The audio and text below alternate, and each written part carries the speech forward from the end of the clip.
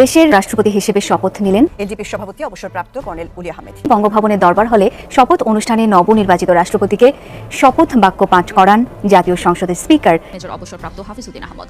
এবং আমরা সিদ্ধান্ত নিয়েছি আমাদের বৈঠকে আমাদের পক্ষ থেকে এই রাষ্ট্রপতি নির্বাচনে প্রার্থী হবেন এলডিপির সম্মানিত চেয়ারম্যান এবং বাংলাদেশের একজন অভিজ্ঞ রাজনীতিবিদ এবং রণাঙ্গনের মুক্তিযোদ্ধা ছিলেন কর্নেল ওলি আহমদ। তো ইতিমধ্যে যাকে আমাদের পক্ষ থেকে সর্বসম্মতক্রমে আমরা দেওয়ার সিদ্ধান্ত নিয়েছি তার নাম ডক্টর কর্নেল ওলি আহমদ সাহেব। আমার থেকে যদি ভালো প্রার্থী থাকে কেউ দিতে পারে, আমরা সবাই অবশ্যই আনন্দিত হব। আর যদি ভালো প্রার্থী না থাকে আমরা মনে করবো, আশা করবো সরকারি পক্ষের দ্বারা এমপি আছে তারা আমাদেরকে ভোট দিয়ে দেশকে সঠিক পথে পরিচালনার জন্য সুযোগ সৃষ্টি করবে। শেষ পর্যন্ত কি আমরা এরকমটা একটা বড় পরিবর্তন দেখব যে জামাত শেষ পর্যন্ত প্রফেসর ইউনূসকে রাষ্ট্রপতি হিসেবে মনোনয়ন দিল, এবং মনোনয়ন দেওয়ার সাথে সাথে কি আমরা এরকম ধারণা করে নিব যে তাহলে আর ডক্টর ইউনূস রাষ্ট্রপতি হচ্ছেন না, নাকি মানে রাজনীতির পেছনের দেয়ালের খেলা আরো বেশি জমে উঠবে, বিরোধী দল থেকে মনোনয়ন দেয়া ডক্টর ইউনূসই হয়ে যাবেন বাংলাদেশের পরবর্তী রাষ্ট্রপতি। জামায়াতে ইসলামীর আকস্মিক ও রণকৌশলগত ঘোষণা পাল্টে দিয়েছে রাজপথ থেকে সচিবালয়ের পুরো দৃশ্যপট। তারা প্রার্থী করেছে জোটের শরিক দল এলডিপির চেয়ারম্যান কর্নেল ওলি আহমেদকে। জামাত ইসলামী নেতৃত্বাধীন 11 দলীয় জোট কর্নেল অবসরপ্রাপ্ত ওলি আহমেদ বীর বিক্রমকে রাষ্ট্রপতি পদের জন্য মনোনয়ন দিয়েছে। সবাই যখন ধরে নিয়েছিল বঙ্গভবনের মসনদে কে বসবেন তা নিয়ে কোনো লড়াই হবে না, ঠিক তখনই রাজনীতিতে ঘটল এক বিশাল ঘটনা। একদিকে ক্ষমতাসীন দল বিএনপি মির্জা ফখরুল ইসলাম আলমগীরকে, আর অন্যদিকে তাদের মুখের উপর সরাসরি চ্যালেঞ্জ ছুড়ে দিয়েছে বিরোধী দল, আর তারা মাঠে নামিয়েছে কর্নেল ওলি আহমেদকে।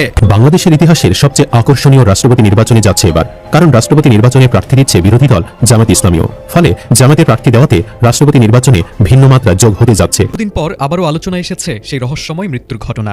ঢালিউডের জনপ্রিয় চিত্রনায়ক সালমান শাহ হত্যা মামলায় খল চরিত্রের অভিনয় শিল্পী ডন হককে আটক করেছে আইনশৃঙ্খলা বাহিনী। রোববার হযরত শাহজালাল আন্তর্জাতিক বিমানবন্দর থেকে তাকে আটক করা হয়।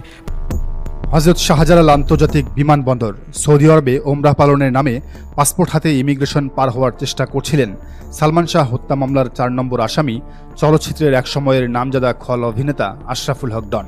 দীর্ঘদিন ধরে যিনি ধরাছোঁয়ার বাইরে থেকে লোকচক্ষুর অন্তরালে জীবন কাটাচ্ছিলেন, ভেবেছিলেন পবিত্র ভূমির দোহাই দিয়ে চিরতরে দেশ ছেড়ে পালিয়ে যাবেন। চিত্রনায়ক সালমান শাহ হত্যা মামলার আসামি আশরাফুল হক ডনকে গ্রেফতার করে পাঠানো হয়েছে ঢাকা সিএমএম আদালতে। সালমান শাহ আসামির স্বীকারোক্তিমূলক জবানবন্দি দিয়েছেন। আসসালামু আলাইকুম দর্শক, নতুন একটা ভিডিওতে সবাইকে স্বাগত। ভিডিওর শুরুতেই বাংলাদেশের বর্তমান রাজনৈতিক প্রেক্ষাপট নিয়ে খুবই গুরুত্বপূর্ণ কিছু আলোচনার বিশেষ অংশ আপনারা দেখেছেন, দেখে অলরেডি তো বুঝতে পেরেছেন তাই না যে আজকের এই ভিডিওটি কতটুকু গুরুত্বপূর্ণ এবং আকর্ষণীয় হতে চলেছে। একটু ধৈর্য সহকারে আজকের এই ভিডিওটি দেখতে হবে আর মনোযোগ সহকারে প্রত্যেকটি বিশ্লেষকদের বিশ্লেষণগুলো শুনতে হবে, তাহলেই কেবল আপনারা বুঝতে পারবেন বাংলাদেশের বর্তমান রাজনৈতিক প্রেক্ষাপট কোন দিকে যাচ্ছে, কোন লেভেলে যাচ্ছে। কথা বাড়াবো না, চলুন মূল নিউজে চলে যাব। তার আগে বলবো যারা এখন পর্যন্ত আমাদের এই চ্যানেলটি সাবস্ক্রাইব করেনি, প্রতিনিয়ত এই ধরনের আপডেট গরম গরম খবর পেতে আমাদের এই চ্যানেলটি সাবস্ক্রাইব করে আমাদের সাথে থাকবেন। যারা করেছেন ধন্যবাদ। চলুন একটা লাইক দিয়ে সবগুলো ভিডিওর বিস্তারিত আলোচনা শুনে আসি। ধরে পুরো দেশের মানুষ, এমনকি বাঘা বাঘা রাজনৈতিক বিশ্লেষকরাও একটা বিষয় প্রায় নিশ্চিত ধরে নিয়েছিলেন। তারা ভেবেছিলেন যেহেতু জাতীয় সংসদে সরকার গঠনকারী দল বিএনপির বিশাল সংখ্যাগরিষ্ঠতা রয়েছে, তাই তারা যাকে মনোনয়ন দেবে তিনি বিনা প্রতিদ্বন্দ্বিতায় এবং বিনা বাধায় অনায়াসেই বঙ্গভবনে ঢুকে যাবেন। অর্থাৎ 23তম রাষ্ট্রপতি নির্বাচন হবে একদম নিরুত্তাপ, একটি একতরফা ম্যাচ। কিন্তু রাজনীতিতে শেষ বলে কিছু নেই। বিনা প্রতিদ্বন্দ্বিতার এই আরামদায়ক আশায় আক্ষরিক অর্থেই এক বালতি জল ঢেলে দিয়েছে বিরোধী দল। সবাই যখন ধরে নিয়েছিল বঙ্গভবনের মসনদে কে বসবেন তা নিয়ে কোনো লড়াই হবে না, ঠিক তখনই রাজনীতিতে ঘটল এক বিশাল ঘটনা।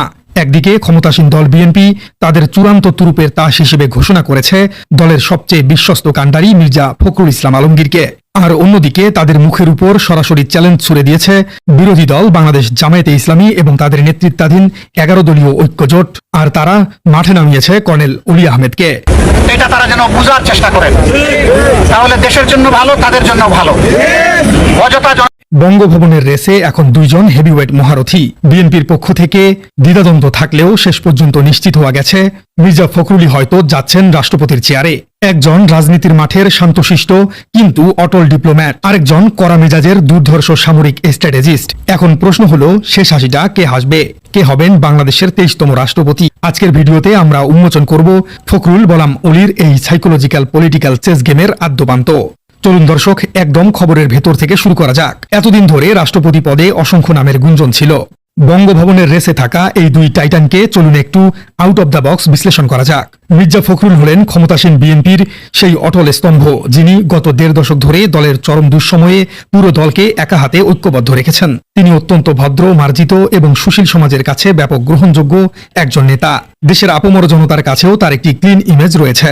বিএনপি মনে করে তাকে রাষ্ট্রপতি পদে বসানো মানে তার দীর্ঘ রাজনৈতিক ত্যাগ এবং নিপীড়ন ভোগের এক বিশাল জাতীয় স্বীকৃতি দেওয়া। অন্যদিকে বিরোধী জোটের কর্নেল অলি রাজনীতির এক পোর খাওয়া সামরিক স্ট্র্যাটেজিস্ট। আর সবচেয়ে বড় চমকটা কোথায় জানেন? তিনি শুধু একজন বীর মুক্তিযোদ্ধাই নন, তিনি জিয়াউর রহমানের সাথে কাঁধে কাঁধ মিলিয়ে এই বিএনপি দলেরই অন্যতম প্রতিষ্ঠাতা ছিলেন। এক সময় তাকে বলা হতো বিএনপির সেকেন্ড ইন কমান্ড। জামাত জোট যখন মির্জা ফখরুলের বিপরীতে কর্নেল অলিকে দাঁড় করালো, তখন তারা মূলত একটা মানুষতাত্ত্বিক খেলা খেলল।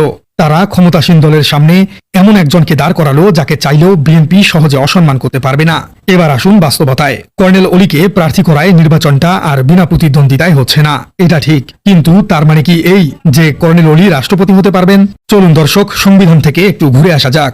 বাংলাদেশের সংবিধানের রাষ্ট্রপতি নির্বাচনের নিয়মটি লেখা আছে ৪৮ নম্বর অনুচ্ছেদে। সাধারণ নির্বাচনের মতো দেশের সাধারণ জনগণ কিন্তু ভোট কেন্দ্রে গিয়ে রাষ্ট্রপতিকে ভোট দেয় না। রাষ্ট্রপতি নির্বাচিত হন একটি ইলেকটোরাল কলেজ বা নির্বাচক মণ্ডলীর মাধ্যমে। এই নির্বাচক মণ্ডলী আসলে কারা? তারা হলেন জাতীয় সংসদে জনগণের ভোটে নির্বাচিত ৩৫০ জন সংসদ সদস্য অথবা এমপি। অর্থাৎ জাতীয় সংসদে যে দলের কাছে এমপির ভোট বেশি আছে, সেই দলের প্রার্থী শেষ পর্যন্ত রাষ্ট্রপতি নির্বাচিত করবে। এটা একদম সিম্পল ম্যাথ। এবার একটু বর্তমান জাতীয় সংসদের গাণিতিক বাস্তবতার দিকে তাকানো যাক।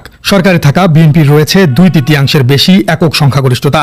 অন্যদিকে বিরোধী দল জামায়াতে ইসলামী এবং তাদের সাথে ১১ দলীয় জোটের সম্মিলিত আসন সংখ্যা বিএনপির এই বিশাল পাহাড়ের কাছে একেবারেই নগণ্য। তাহলে ফলাফল কি দাঁড়াচ্ছে?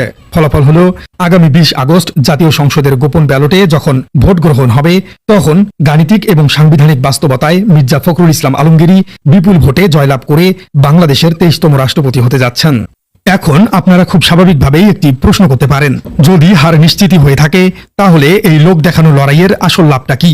আর ঠিক এই জায়গাতেই জামায়াতে ইসলামী এবং তাদের ১১ দলীয় ঐক্যজোট খেলেছে তাদের সবচেয়ে সুদূরপ্রসারী রাজনৈতিক চাল বা লং টার্ম স্ট্র্যাটেজি। তারা আজকের এই লড়াইটা আজকের জন্য লড়ছে না, তারা ছক কষছে আগামীকালের জন্য। রাষ্ট্রবিজ্ঞানে একটি পলিটিক্যাল টার্ম আছে, শ্যাডো পার্লামেন্ট বা ছায়া সরকার। বিরোধী দলে থাকলেও একটি জোট জনগণকে আগাম দেখিয়ে দেয় যে তারা সরকারে গেলে তাদের কাঠামোর চেহারাটা ঠিক কেমন হবে। কর্নেল অবসরপ্রাপ্ত কর্নেল অলি আহমেদকে আজকের এই নিশ্চিত পরাজয়ের নির্বাচনেও রাষ্ট্রপতি প্রার্থী করে জামাত জোট মূলত পুরো দেশ এবং আন্তর্জাতিক মহলকে একটি পরিষ্কার এবং অত্যন্ত শক্তিশালী বার্তা দিয়ে রাখলো।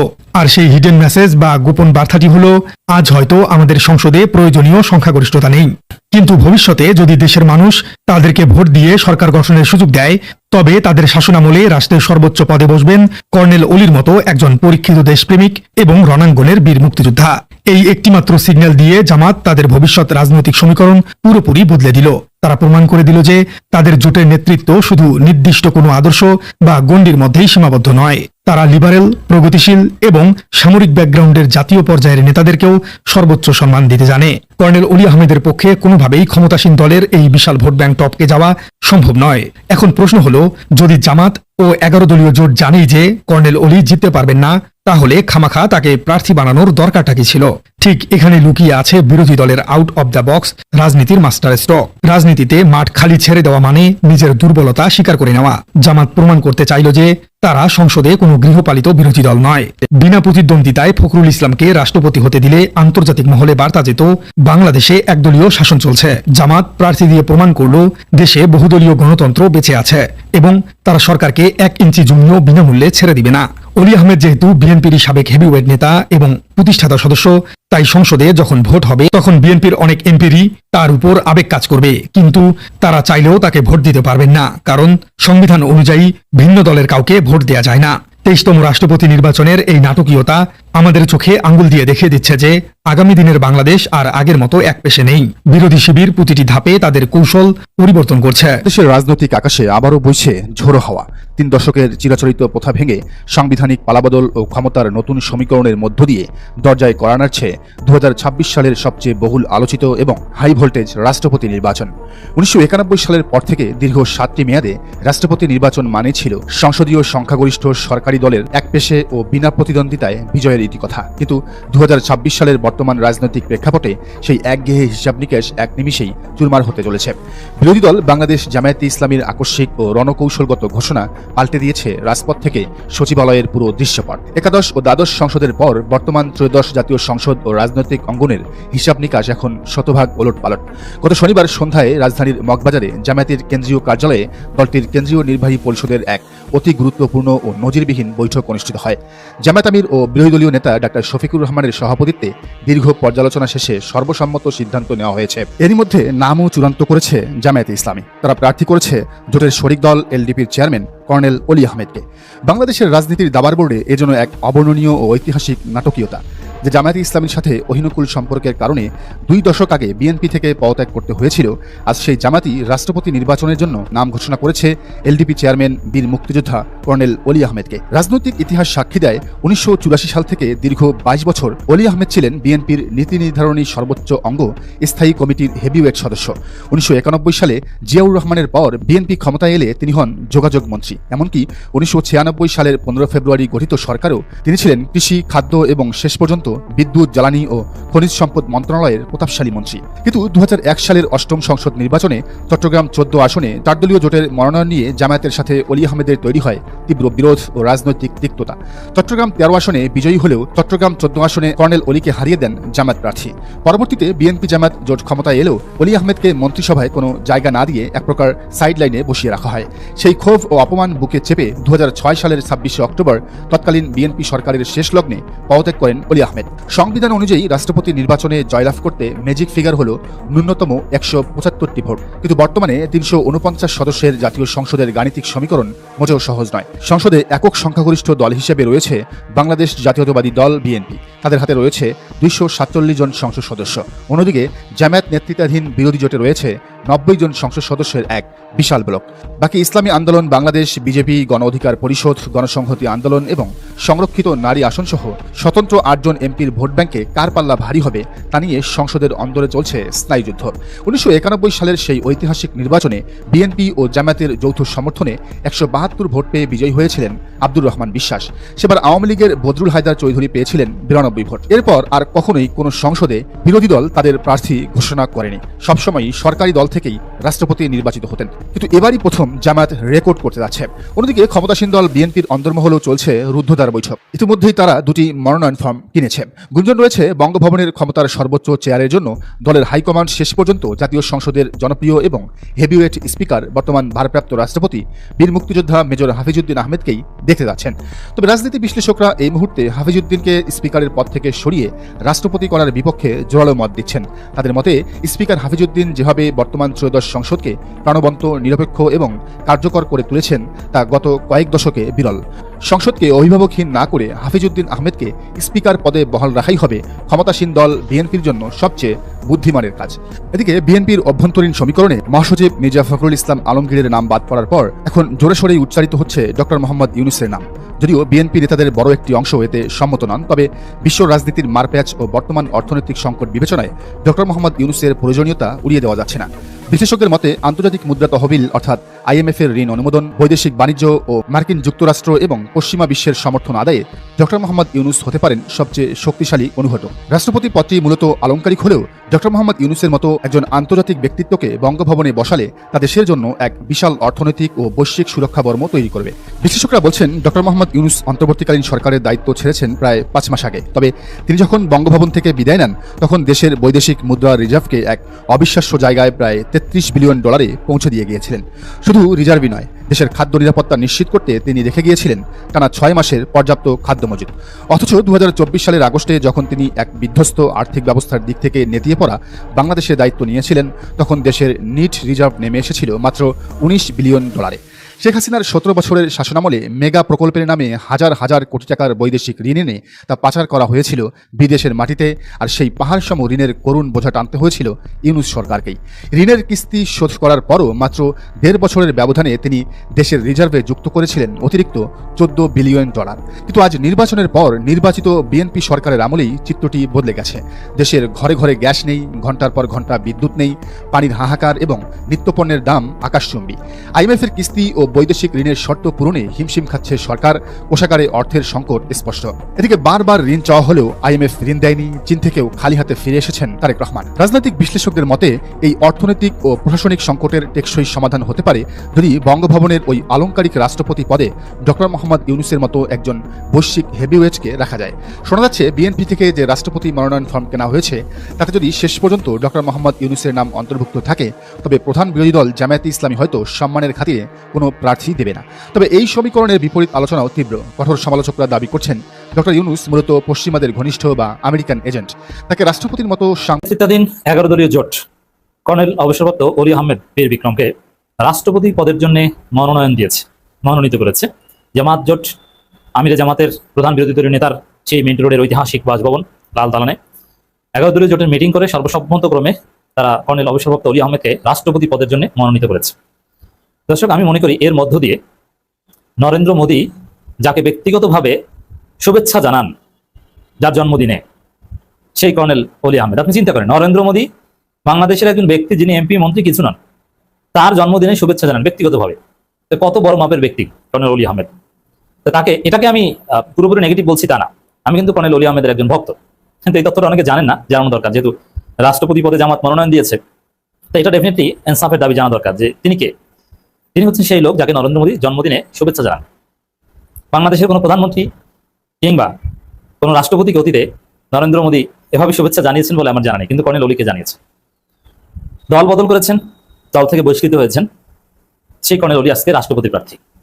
তবে রাষ্ট্রপতি প্রার্থী হওয়ার মধ্য দিয়ে অথবা জামাত জোট কর্নেল অলি আহমেদ বীর বিক্রমকে রাষ্ট্রপতি প্রার্থী বানানোর মধ্য দিয়ে কর্নেল অলি আহমেদ বীর বিক্রমের রাজনৈতিক ক্যারিয়ার শেষ করে দিয়েছে, বা তার রাজনৈতিক ক্যারিয়ার শেষ হয়ে গেছে। কর্নেল অলি এখন ফেসবুকের রাষ্ট্রপতি। মানে খায়রুল দেওয়ান আছেন একজন, খায়রুল দেওয়ান, যিনি রাষ্ট্রপতি প্রার্থী হিসাবে নিজেকে পরিচয় দেন এবং এর মধ্য দিয়ে তিনি হিট। তা কর্নেল অলির সাথে খায়রুল দেওয়ানের রাষ্ট্রপতি প্রার্থী হওয়ার মধ্যে তেমন কোনো পার্থক্য আমি দেখি না। কারণ খায়রুল দেওয়ান যেরকম একটা অবাস্তব কল্পনা বিলাসের মধ্যে আছেন, তিনি নিশ্চিত জানেন যে তিনি কোনোদিন রাষ্ট্রপতি হতে পারবেন না, তারপরও বলেন আমি রাষ্ট্রপতি প্রার্থী। তা কর্নেল অলি আহমেদ সেম, তিনি নিশ্চিত যে তিনি রাষ্ট্রপতি হতে পারবেন না, কোনো সুযোগ নাই, আইনে সুযোগ নাই, মিনিমাম মানে অলৌকিকভাবে সুযোগ নেই, তারপরও তাকে রাষ্ট্রপতি প্রার্থী করা হয়েছে এবং তিনি রাষ্ট্রপতি প্রার্থী। তাহলে খায়রুল দেওয়ানের সাথে পার্থক্যটা কি বলেন? আর দ্বিতীয় হচ্ছে যে রাষ্ট্রপতি নির্বাচনের নামে বাংলাদেশে একটা ফাজলামি চলছে, একটা প্রতারণা চলছে, গণতন্ত্রের নামে একটা প্রতারণা চলছে। এগুলো বন্ধ করা দরকার। জনগণের ট্যাক্সের টাকায় একটা তথাকথিত নির্বাচন আয়োজন করা হচ্ছে না, এই জন্য রিক্সা চালক ট্যাক্স ভ্যাট দেয় না, রিক্সা চালক কিন্তু ভ্যাট দেয়। ওই টাকায় নির্বাচন কমিশন রাষ্ট্রপতি নির্বাচনের ব্যবস্থা করছে। কেন? এই রাষ্ট্রপতি নির্বাচন তাৎপর্যটা কি? আমাদের প্রথম আলাপ হচ্ছে বাংলাদেশ থেকে রাষ্ট্রপতি নির্বাচন এই ব্যবস্থাটাই উঠিয়ে দেওয়া দরকার। পুরোপুরি একটা ভেদ, একটা ফালতু একটা বিষয়। কারণ রাষ্ট্রপতি এটা প্রতীকী একটা পদ, হ্যাঁ, ঐক্যের প্রতীক, গার্ডিয়ান, সেটাও তো হচ্ছে না। দলের দরদাস হয়ে কাজ করে রাষ্ট্রপতি, আমরা চুপ্পুকে দেখেছি। কোনো স্বাধীনতা নেই, ব্যক্তিত্বহীন একটা পদ যেখানে তার কোনো স্বাধীনতাই নেই। চুপ্পুর ক্ষেত্রে আমরা দেখেছি কতটা ব্যক্তিত্বহীন হতে হয় একজন রাষ্ট্রপতিকে। হ্যাঁ, আমরা সম্মানের কারণে, সাংবিধানিক কারণে তাকে মহামান্য বলি বা বলবো। এরপরে দেখেন, পৃথিবীর সবচেয়ে পাওয়ারফুল দেশ আমেরিকায় কোনো রাষ্ট্রপতি নেই, প্রধানমন্ত্রী নেই, রাষ্ট্রপতি আছে, রাষ্ট্রপতি হেড অফ দি গভর্নমেন্ট। আবার ইংল্যান্ডে, ব্রিটেনে কোনো রাষ্ট্রপতি নেই, আছে প্রধানমন্ত্রী। তো বাংলাদেশে প্রধানমন্ত্রী থাকলে যথেষ্ট, রাষ্ট্রপতি থাকা দরকার নেই। আর রাষ্ট্রপতির হক যদি আদায় করতে চান, যেমনটা ব্রিটেনের রাজা, ওভাবে সর্বসম্মতক্রমে একজন গার্ডিয়ান যদি সিলেক্ট করতে চান, রাষ্ট্রপতির কোনো সুফল যদি জনগণকে আপনারা দিতে চান, তাহলে এই নির্বাচন ব্যবস্থা বাতিল করেন, নির্বাচনের নামে এই ফাজলামি বাতিল করেন। কারণ দেখেন, আমি জামাত এই নির্বাচনে অংশগ্রহণ করছে, জায়েজ কিনা একটু মুফতিদের কাছে জিজ্ঞেস করেন। যে আপনি জানেন যে এখানে রাষ্ট্রপতি হওয়া সম্ভব না, সিস্টেমের কারণেই হওয়া সম্ভব না। কারণ কে কয়টা ভোট পাবে, কে কাকে ভোট দেবে এটা নিশ্চিত। তারপরে সেই ভোট আয়োজন করার দরকারটা কি? এই অপচয় জায়েজ কিনা? এই নাটক, একটা নাটক মঞ্চস্থ করা পার্লামেন্টে জনগণের টাকা, এটা জায়েজ কিনা? আর সেই নাটকে অংশগ্রহণ করা, নাটকের একটা পার্ট হওয়া, সাইড নায়ক হওয়া, এটা জায়েজ কিনা? কারণ আপনি জানেন যে এখানে কোনো লাভ নাই, তাহলে আপনি কেন সেখানে নির্বাচনে অংশগ্রহণ করতে যাচ্ছেন? নির্বাচনে অংশগ্রহণ একটা উদ্দেশ্যে করবেন, যে আপনার একটা উদ্দেশ্য আছে। এখানে উদ্দেশ্যটা কি? জামাতের লোকজন দেখলাম যে পর্যালোচনা করছে যে কেমন হয়েছে কর্নেল অলি, কর্নেল অলির সাথে আর যোগ্য কি? আরে ভাই, এখানে যোগ্য অযোগ্য কেমন হয়েছে এটা দিয়ে আপনি কি করবেন? সে কি কোনোদিন রাষ্ট্রপতি হতে পারবে? বা এখানে কোনো প্রতিদ্বন্দ্বিতা, প্রতিযোগিতা, অনিশ্চয়তা? দেখেন, নির্বাচন বা জুয়ার মাসালাগুলো পড়েন, ফিকহ কিতাব খোলেন, সেখানে যেমন আপনি এখানে একটা জিনিস পেতে পারেন, একটা সম্ভাবনা আছে, একটা পসিবিলিটি থাকলে সেখানে আপনি মেহনত করবেন, শ্রম দিবেন। কিন্তু যেটা মানে জুয়া, সেটাও আপনি পারবেন। অনিশ্চিত ব্যবসা বাণিজ্য, যেমন পুকুরের মাছ, পানির মধ্যে যা মাছ আছে একটা আন্দাজে বিক্রি, এটা জায়েজ নেই। এরকম অনেক অনিশ্চিত নিশ্চয়তার মাসালা আছে, যে অনেক ক্ষেত্রে নিশ্চিত পাবেন এটাও জায়েজ নেই, আবার অনেক ক্ষেত্রে অনিশ্চিত ব্যবসা ওটাও জায়েজ নেই। ইসলামে একটা নীতিমালা আছে, ইসলাম একটা রেশনাল ধর্ম, যৌক্তিক ধর্ম। তো সেই জায়গায় যেখানে একটা পুরোপুরি অনিশ্চিত, যাতে কোনো লাভ নাই, সেটাকে আবার আমিরে জামাত বলেন যে গণতন্ত্রের স্বার্থে আমরা প্রার্থী দিয়েছি। এটা কিভাবে গণতন্ত্রের স্বার্থে হয়? এখানে গণতন্ত্রটা কোথায়? এখানে কে ভোট দেবে? এখানে পুরোপুরি স্বৈরতন্ত্র। মানে প্রধানমন্ত্রী যাকে সিলেক্ট করবেন তিনি রাষ্ট্রপতি। তাহলে নির্বাচনটা দরকার কি? আপনি যদি রাষ্ট্রপতি পদ রাখতেই হয়, ঠিক আছে, আপনি রাখেন যে প্রধানমন্ত্রী যাকে চাইবে তিনি রাষ্ট্রপতি, অথবা সংসদীয় দল যাকে চাইবে তিনি রাষ্ট্রপতি। এখানে নির্বাচনের প্রয়োজনটা কি? এখানে নির্বাচন নামে নাটকের দরকারটা কি? আবার শিডিউল ডিক্লেয়ার করে, এবং এর জন্য অবশ্যই কয়েক কোটি টাকা বাজেট আছে, যে রাষ্ট্রপতি নির্বাচনের জন্য এই কয়েক কোটি টাকা বাজেট। আবার ভোটার হয়। আরে ভাই, যে সংবিধানে 70 অনুচ্ছেদ আছে এখনো, যে আপনি দলের বাইরে ভোট দিলে আপনার সংসদ সদস্য পদ থাকবে না, ফ্লোর ক্রসিং হবে, তো সেইখানে জামাত কিভাবে রাষ্ট্রপতি পদে প্রার্থী দেয়? এর যৌক্তিকতাটা কি? বরং এখানে আমাদের কথা স্পষ্ট, এই রাষ্ট্রপতি পদ এইভাবে এই স্ট্রাকচারে থাকলে বাতিল করেন, সংবিধান থেকে বাদ দিবেন, কোনো দরকার নেই। আর যদি রাষ্ট্রপতি পদ ঐক্যের প্রতীক হিসাবে রাখেন, তাহলে সর্বসম্মতভাবে রাষ্ট্রপতি নির্বাচনের ব্যবস্থা করেন। সেটা হতে পারে জনগণ কর্তৃক নির্বাচন, ওপেন নির্বাচন, যাতে মানুষ স্বাধীনভাবে ভোট দিতে পারে। সার্বজনীন ভোটাধিকার না থাকলেও অ্যাটলিস্ট যারা ভোট দিবে তারা যেন স্বাধীনভাবে গোপন ব্যালটে ভোট দিতে পারে, এইভাবে একটা ব্যবস্থা করেন। আর রাষ্ট্রপতি পদের ক্ষমতা বাড়ান, যে তিনি যেন কিছু একটা করতে পারেন। এই প্রতীকী রাষ্ট্রপতি দিয়ে আমরা কি করবো? অথবা নির্বাচন দরকার নাই, সরকারি দল বিরোধী দল একটা সার্চ কমিটি, যেমন নির্বাচন কমিশন নিয়োগ করা হয়, একটা সর্বসম্মত সার্চ কমিটির মাধ্যমে আপনি করেন। কিন্তু নির্বাচন খেলা নাটক এগুলো দরকার কি? এখন কর্নেল অলি রাষ্ট্রপতি প্রার্থী, তার যে একটা ওয়েট, এটা আমি মনে করি এখন থেকে থাকবে না। ফেসবুকের রাষ্ট্রপতি, দুধ ভাত রাষ্ট্রপতি প্রার্থী, মানে এটা কি? এর কোনো অর্থ আছে? এখানে আরেকটা গুরুত্বপূর্ণ বিষয়, জামাত যেভাবে রাষ্ট্রপতি পদের প্রার্থী দিল, এটা জুলাই সনদ চেতনার পরিপন্থী। এতে জুলাই সনদের পক্ষে জামাতের অবস্থান আরো প্রশ্নবিদ্ধ হবে। জামাত আসলে আন্তরিকভাবে জুলাই সনদ চাই কিনা, কারণ জুলাই সনদে এই 70 অনুচ্ছেদ সংশোধনের কথা বলা আছে। তো সেখানে 70 অনুচ্ছেদ মেনে নিয়ে 70 অনুচ্ছেদের একটা প্রতারণার পাঠ হলো জামাত নিজেরা এই রাষ্ট্রপতি নির্বাচনে অংশগ্রহণের মধ্য দিয়ে। তারপরে যদি আবার জামাত এটা বাতিল চায়, এখন এই প্রশ্ন তুলতো, জামাত আসলে উপরে জুলাই সনদ 70 অনুচ্ছেদের বিরুদ্ধে করলো, আসলে তারা 70 অনুচ্ছেদের পক্ষে নাকি? এখানে এরকম একটা কন্ট্রাডিক্টরি বিষয় চলে এসছে। এছাড়া সামগ্রিকভাবে জুলাই সনদে রাষ্ট্রপতি পদের ক্ষমতা বাড়ানো থেকে শুরু করে আরো যেসব প্রস্তাবনা দেওয়া হয়েছে, ওগুলোর কোনো খোঁজখবর নাই, কিন্তু কথিত নির্বাচনে অংশগ্রহণ করার মধ্য দিয়ে ওগুলো থেকে জামাত অনেকটা দূরে সরে আসলে বলেও মনে হতে পারে। আরেকটা বিষয়, যিনি রাষ্ট্রপতি পদে প্রার্থী হবেন তিনি কিন্তু সবার ঊর্ধ্বে, তিনি কিন্তু আর দলে থাকেন না। এর মধ্য দিয়ে কার্যত আমি মনে করি কর্নেল অলিকে জামাত জোটের রাজনীতি থেকে বিসর্জন। শাহজালাল আন্তর্জাতিক বিমানবন্দর, সৌদি আরবে ওমরাহ পালনের নামে পাসপোর্ট হাতে ইমিগ্রেশন পার হওয়ার চেষ্টা করছিলেন সালমান শাহ হত্যা মামলার 4 নম্বর আসামি, চলচ্চিত্রের এক সময়ের নামজাদা খল অভিনেতা আশরাফুল হক ডন।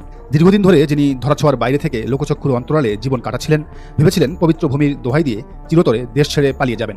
কিন্তু আইনের হাত যে কত দীর্ঘ তা তিনি টের পেলেন ইমিগ্রেশন কাউন্টারে দাঁড়ানোর পর। ইমিগ্রেশন কাউন্টারে লাল বাতি জ্বলে উঠতেই তাকে ঘিরে ফেলে দায়িত্বরত কর্মকর্তারা। খবর দেওয়া হয় পুলিশের অপরাধ তদন্ত বিভাগ বা সিআইডিকে।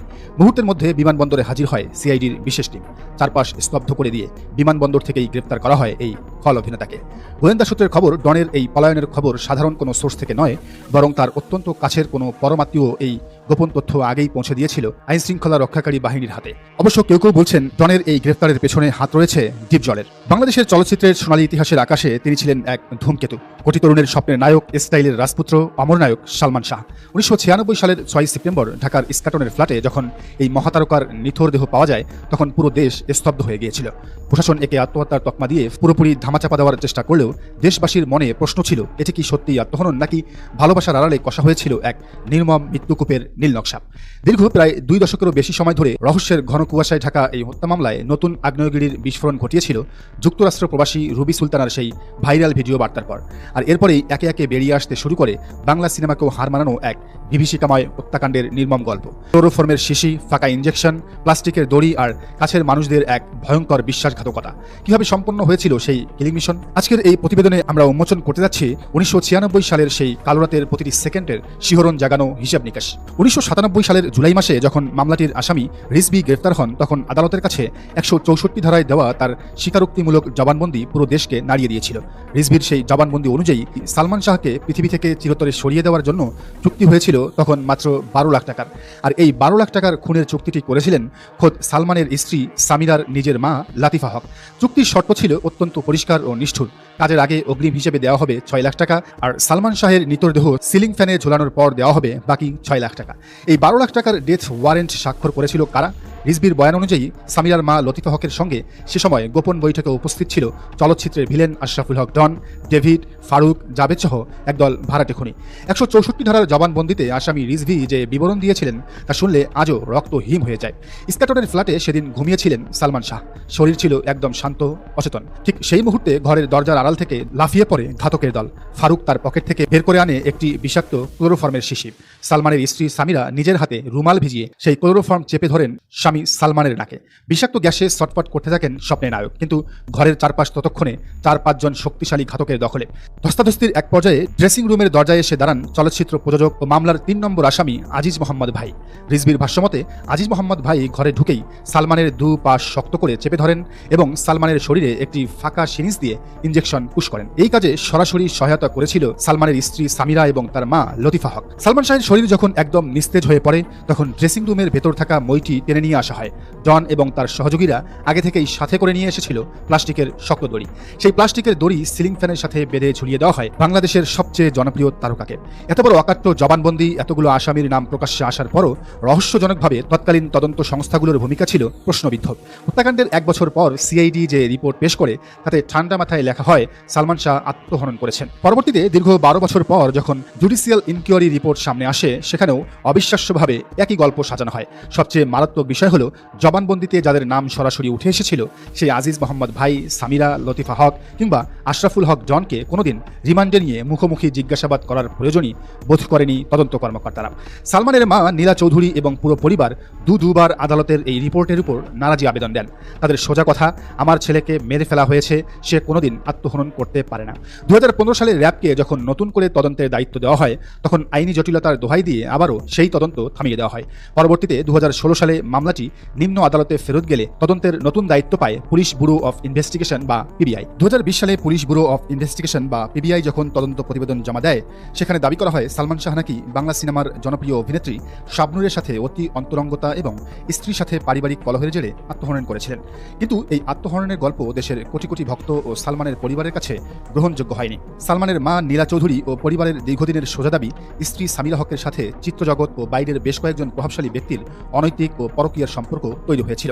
আর এই সম্পর্কের গোপন সত্যি জেনে ফেলাতেই সালমানকে চিরতরে দুনিয়া থেকে সরিয়ে দেওয়া হয়েছে। সালমান শাহর পরিবারের এই দাবির প্রেক্ষিতে পরবর্তীতে বিজ্ঞ আদালত পিবিআই এর সেই চূড়ান্ত প্রতিবেদন সরাসরি বাতিল করে দিয়ে এটিকে একটি পরিকল্পিত হত্যা মামলা হিসেবে গ্রহণ করার ঐতিহাসিক নির্দেশ দেন। তদন্ত সংশ্লিষ্ট সূত্রে ধারণা করা হচ্ছে হত্যাকাণ্ডের আসল আসামিরা অর্থাৎ সামিরা ও ডনরা নিজেদের পিছ বাঁচাতে এবং মূল ঘটনা থেকে মানুষের নজর ঘোরাতে সুচতুরভাবে পর্দাকন্যা শাবনূরকে বলির পাঠা বানিয়ে ফাঁদে ফেলার অপচেষ্টা করেছিল। যুক্তরাষ্ট্র থেকে প্রকাশিত রুবি সুলতানার সেই রোমহর্ষক ভিডিও বার্তাই কি তবে এই মামলার সবচেয়ে বড় টার্নিং পয়েন্ট? রুবি সে সময়ে জানিয়েছিলেন যে তিনি এই ঘটনার আদ্যপান্ত জানেন। আসামিরা সালমানের ফ্ল্যাটে ঢোকার আগে নাকি এই রুবির ফ্ল্যাটেই গোপন বৈঠক করেছিল।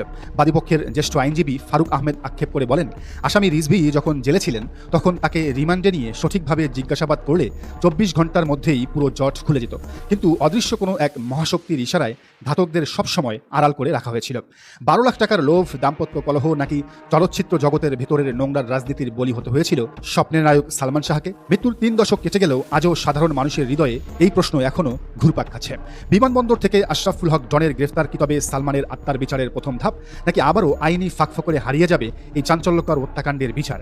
বাংলাদেশের কোটি কোটি ভক্তের একটাই দাবি, আর কোনো ওজোর অজুহাত নয়, এবার উন্মোচিত হোক 6 সেপ্টেম্বরের সেই কালো রাতের আসল সত্যি। প্রিয় দর্শক, বিষয় এবার ডনের কথায় আসি। ডন হচ্ছে সালমান শাহর সবচেয়ে কাছের বন্ধু। থাকে না খুব ক্লোজ বন্ধু, সকাল বিকাল রাত সবসময় একসঙ্গে, ওরকম একসঙ্গের বন্ধু। এটা আমরা সিনেমার লোকরা যেভাবে শুনি ওইভাবে একদিন বলুন, আজকে বলুন না। আমরা যারা সিনেমার লোক আমরা যেটুকু শুনছিলাম সেই কাহিনীটা একদিন বলা যাবে, আজকে বলবো না। কারণ কি জানেন? ডন অ্যারেস্ট হয়েছে এয়ারপোর্ট থেকে, কিন্তু সে তো জানে আমি এয়ারপোর্ট দিয়ে পার হইতে পারবো না, তারপরও কেন এয়ারপোর্টে গেল, এর পিছনে কারণ কি? এগুলো ভাই সবই রিমাইন্ডে বাইরে আসবে। এই সিনেমার মানুষদেরকে আমি যেমন ভাবে চিনি জানি, ডনকেও ঠিক তেমন ভাবে চিনি জানি। কারোর সাথে আমার কোনো বেশি গভীর সম্পর্ক না, আবার কমও না ভাই, আমি মাঝখান দিয়েই হাঁটি। তবে কিছু সত্য কথা তোর সামনে আনতেই হবে, কিছু প্রশ্ন তো করতেই হবে। সেপ্টেম্বর মাস আসলেই কেন, সামনে কিন্তু সেপ্টেম্বর মাস, সেপ্টেম্বরের 6 তারিখ আসলেই কেন এই ফাইলটা ওপেন করা হয়? এটা আমার প্রথম প্রশ্ন।